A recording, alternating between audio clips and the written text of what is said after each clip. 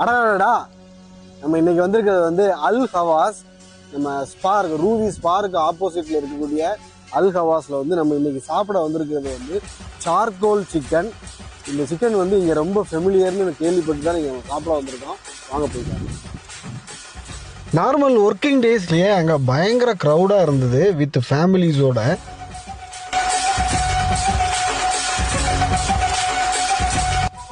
ரூவியில் C Saravanas restaurant அந்த same ரோடில் நம்ம வந்தோம் அப்படின்னா ஸ்பார் இருக்கும். ஸ்பாருக்கு ஆப்போசிட்டில் தான் அல் ஹவாஸ் இருக்குது.